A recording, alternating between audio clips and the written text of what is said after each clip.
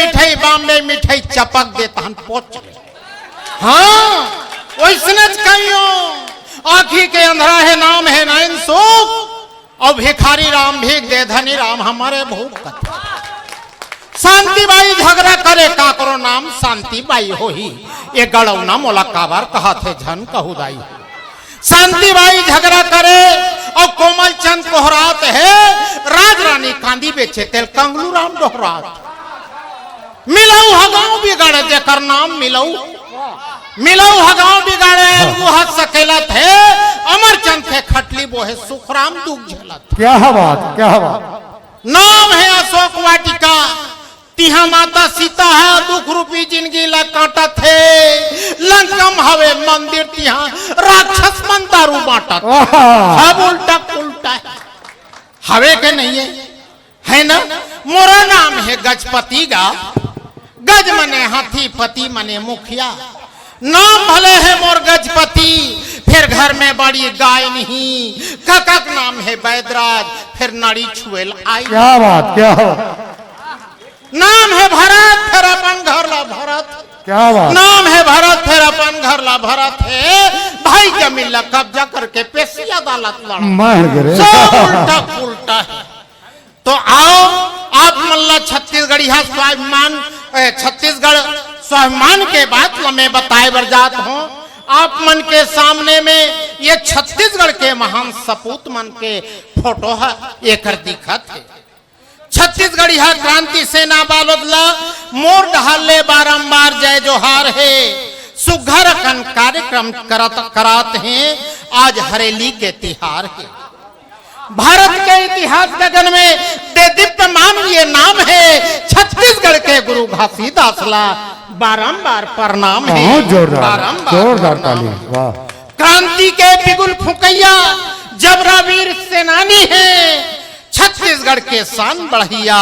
अड़बड़ तुहर कहानी है अड़बड़ तुहर कहानी है ये सुंदर लाल जी है तैलिक वंश के कुल देवी तहुला घेरी बेरी प्रणाम है नरवर राजा के हाथी ला तेल में नहवा के हम सबके बढ़ाए अवसान है पंडित सुंदरलाल शर्माला में निवेदन नमन करत हो अंग्रेज मन ले लोहा लेबर मन में गए ठाने ऐसे करतब करे शर्मा जी जिन दुनिया तुहला पहचाने जिन दुनिया तुहला पहचाने डॉक्टर खूबचंद बघेल दिखत है चश्मा टोपी पहन के परिवार सहित चल दिन जेल चश्मा टोपी पहन के परिवार सहित चल दिन जेल छत्तीसगढ़ के अस्मिता बचैया डॉक्टर खूबचंद जी बघेल डॉक्टर खूबचंद जी बघेल हरि ठाकुर जी दिखत है रमन के जैसे गटकदार थे रमन के जैसे गटकदार थे जैसे चुना माखूर वैसने ढंग के छत्तीसगढ़ के आखी देखैया मल्ला रमनदार थे हरि ठाकुर जी परस यदु जी है परस यदु छत्तीसगढ़ के जनता तुहला कैसे भूली चढ़े रही बैरी फुनगी में वो अपने अपन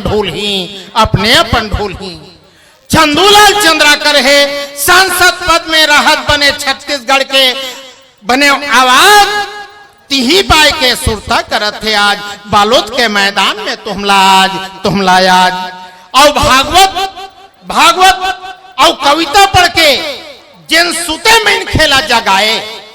भागवत और कविता पढ़ के जिन सुते में खेला जगाए अहो भाग्य है पवन दीवान जी अहो भाग्य है मोरो पवन दीवान जी जिन तुहरो संग में कविता पढ़े के महूला अवसर आए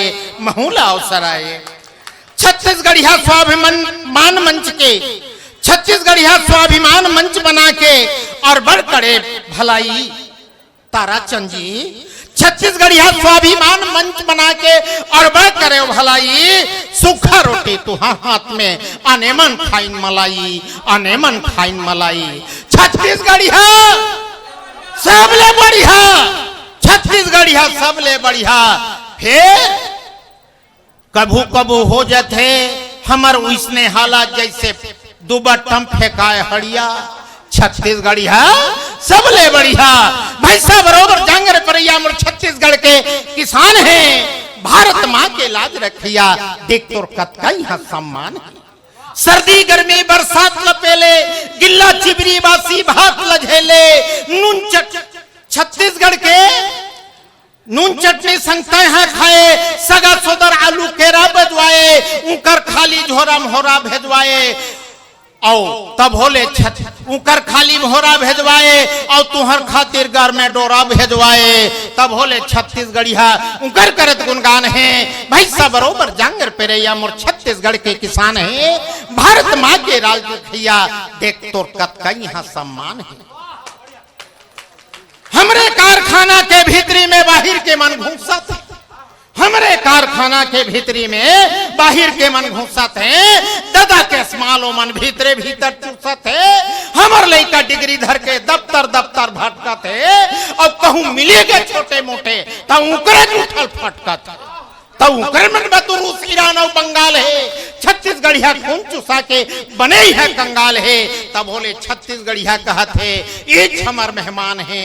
भाई साहब बरोबर जांगर पेरिया मोर छत्तीसगढ़ के किसान है, भारत माँ के लाज रखिया, देख तोर कत का यहाँ सम्मान है। हमरे लगाए रूख हमिल हो गए दू, हमरे लगाए रूख हमिल हो गए दू, लट लट ले फरे है मरत हवन भूख। नांगर और डांडी मिलना जुलूम हो गए, खुद के रुखला काटे भारी जुलूम हो गए,